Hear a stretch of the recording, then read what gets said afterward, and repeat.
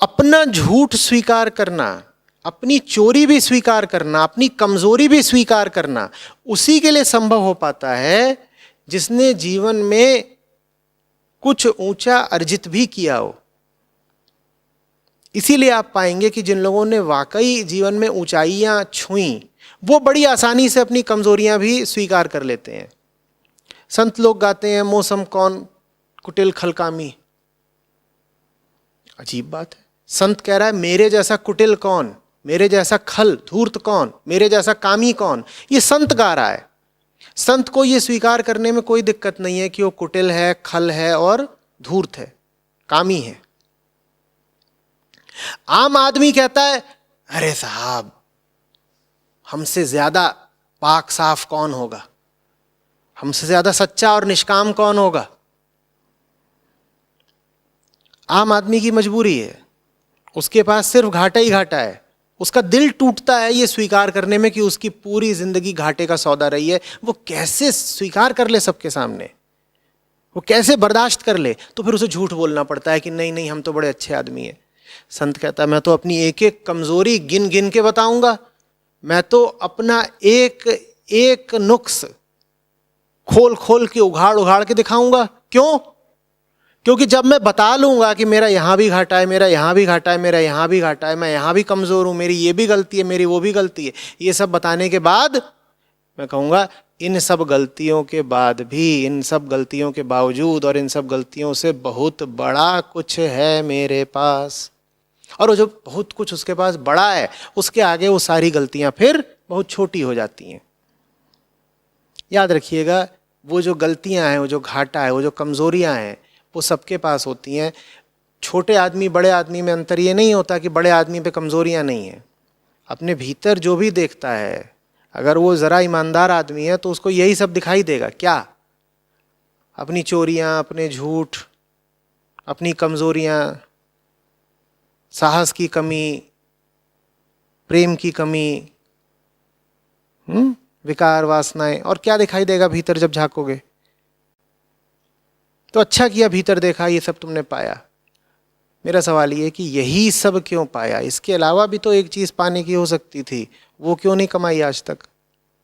उसको कमा लोगे फिर तुम इस 10 लाख के घाटे को झेल जाओगे। नहीं तो जानते हो तुम क्या करोगे? तुम पाखंड करोगे। एक आदमी है जिसने 50 लाख कमाया है और 10 गवाया है। वो हंसते हंसते बता देगा, दूसरों के सामने भी स्वीकार कर लेगा कि 10 लाख का घाटा हुआ। क्यों? क्योंकि कुल मिला के उसे फायदा हुआ है, कुल मिलाकर उसे फायदा हुआ है, तो वो बता लेगा।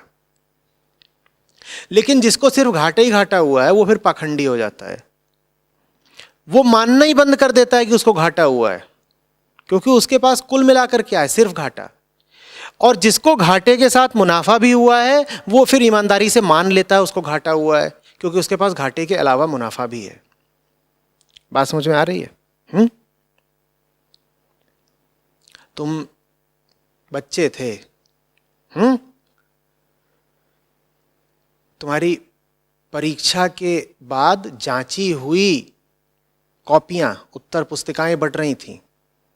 ठीक है, होता था ना, परीक्षा खत्म हो जाती थी, उसके हफ्ते और बाद से क्या शुरू होता था कि आज इन 2 चीज़ों की जांची हुई उत्तर पुस्तिका बटेगी, फिर इनकी बटी, और आप दिल पे हाथ रख के इंतज़ार करते थे कि अरे आज मैम आ गई, आज गणित की आंसर शीट्स आ गई हैं, और फिर वो अपना बैठ करके देती थी कि देखो तुम्हारे इतने नंबर, तुम्हारे इतने नंबर। फिर आप जाते थे अपनी कॉपी लेते थे।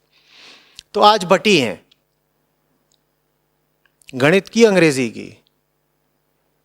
2 बच्चे हैं, दोनों के गणित में बड़े कम नंबर आए हैं। ठीक है, मान लो 100 में से बस 60-65 आए हैं। लेकिन जो दूसरा है उसके अंग्रेजी में भी कम आए हैं, 85 नंबर, और एक के अंग्रेजी में आ गए हैं 85।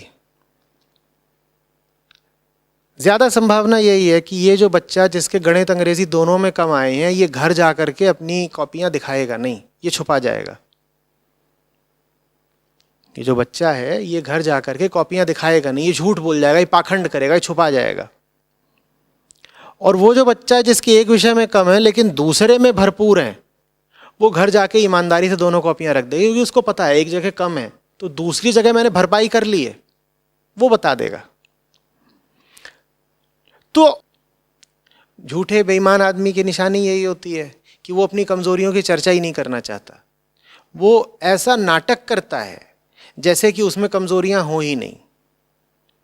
जो असली आदमी है वो सबसे पहले अपनी कमजोरियों को पकड़ेगा, स्वीकारेगा, प्रदर्शित करेगा ताकि उनके आगे जा सके। शब्दों पर ध्यान दीजिएगा, मैंने ये नहीं कहा वो अपनी कमजोरियों को मिटा सके, अपनी कमजोरियों के आगे जा सके।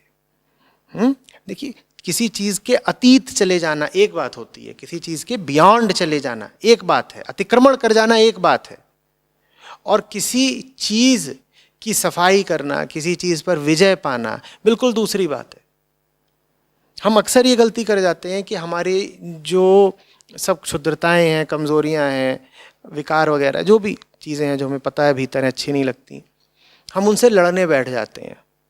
नहीं, उनसे लड़ना नहीं होता भाई। वो तो चाहती हैं कि आप उनसे लड़ो, उन्हीं में उलझे रहो, जूझ जाओ। आपको उनके होते हुए भी उनकी उपेक्षा करनी है। वो तो आपको आकर्षित करती हैं, कभी आपको लुभा के, कभी आपको चुनौती दे के। आपको क्या करना है? आपको कहना है कि तुम अपना खेल अपने पास रखो। ना हम तुमसे गले मिलना चाहते हैं, ना लड़ना चाहते हैं। हमारे पास और बहुत कुछ है करने को भाई, ऊंचा काम है, सही चीज़ है, वो करेंगे। तुमसे थोड़ी आकर के लिपट जाएंगे। लिपटना भी दो तरीके का है, समझ ही गए होंगे ना। एक तो ये है कि जाकर के मुंह में लिपट गए, और दूसरा ये है कि पहलवान की तरह लिपट गए। पहलवान भी तो एक दूसरे से लिपटते रहते हैं। काय को लिपटते हैं? वो एक दूसरे को पछाड़ने के लिए लिपटते हैं, एक दूसरे को हराने के लिए लिपटते हैं। पर जो भी किया, चाहे प्रेम में लिपटे, प्रेम माने तथाकथित प्रेम, चाहे अपने साधारण प्रेम में लिपटे, और चाहे पहलवानी में, कुश्ती में, बैर में लिपटे, लिपट तो गए ना। लिपटना नहीं है, आगे बढ़ जाना है। इस मान्यता से तो आप बिल्कुल ही बाहर आ जाइए कि जब तक आप जी रहे हैं तब तक आप अपनी वृत्तियों को जीत सकते हैं। नहीं भाई, नहीं होना है ऐसा। इसीलिए जो उचित शब्द दिया गया मुक्ति को भारत में, वो जीवन मुक्ति था। वृत्ति विजय नहीं कहा गया, वृत्ति विजय नहीं कहा गया, जीवन मुक्ति। जीवन चलता रहेगा, आप जीवन से मुक्त रहेंगे। और जीवन माने जीव की कहानी, जीवन, जीव की कहानी। और जीव की कहानी और क्या होती है? जीव की कहानी तो यही होती है, खाया पिया डकार मारी, इससे लड़े, उससे उलझे, उससे तार जोड़ दिए, उससे बैर लगा लिया, यही तो है। तो ये सब कहानियां चलती रहेंगी। ये शरीर का धंधा है भाई, ये लगा रहेगा। आप इसके अतीत होएं, आप इसके आगे बढ़ जाएं, उलझना नहीं है। लेकिन इसके आगे जाने की आप में हिम्मत तब आए ना जब इसके आगे का आपने कुछ अर्जित किया हो। इसके आगे जाना उन्हीं के लिए संभव है जब शरीर से आगे की कोई चीज आपको उपलब्ध हुई हो। उपलब्ध तब होती है जब आप कीमत चुकाते हो। उपलब्धि नहीं हुई है तो फिर तो यही जो शारीरिक चीजें, इन्हीं में अटके रह जाओगे, क्योंकि यही है आपके पास, और तो आपने कुछ कमाया ही नहीं। शरीर से आगे का कुछ कमाइए, वो इतना प्यारा होगा, इतना मूल्यवान होगा कि फिर ये जो रोजमर्रा का लफड़ा तफड़ा लगा रहता है देह का, मन का, आपको फुर्सत ही नहीं रह जाएगी इसमें उलझने की, आकर्षक ही नहीं लगेगा। कहेंगे क्या इनका तो रोज का यही चलता रहता है, कौन उलझे, और चीज़ है।